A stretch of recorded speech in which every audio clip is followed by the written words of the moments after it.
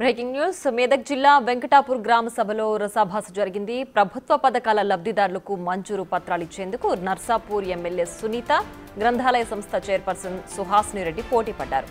ఒకే వేదికపై లబ్ధిదారులకు వేరువేరుగా మంజూరు పత్రాలు ఇచ్చారు.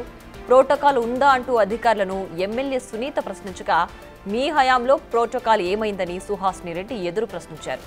మీరే ఇచ్చుకోండి అంటూ ఎమ్మెల్యే వెళ్లిపోయేందుకు యత్నించగా గ్రామస్తులు అడ్డుకున్నారు.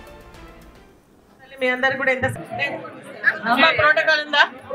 ప్రోటోకాల్ ఉందా? ఉందా? మీరు ఎట్లా ఇస్తున్నారు?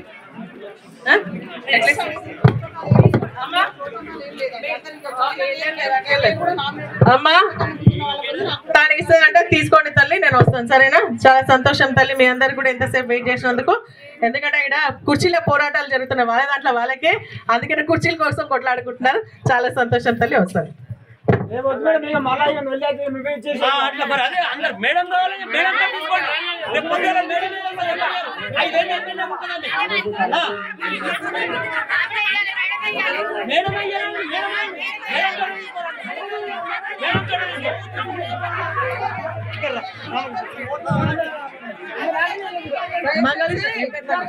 పథకాలు కూడా నా యొక్క మనవి ఏంటంటే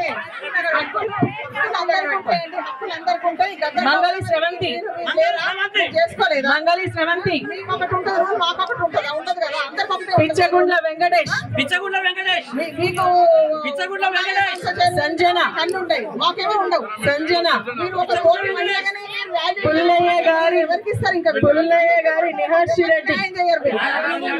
పుల్లయ్య గారి నిహాషి రెడ్డి రావెల్లి జ్యోతి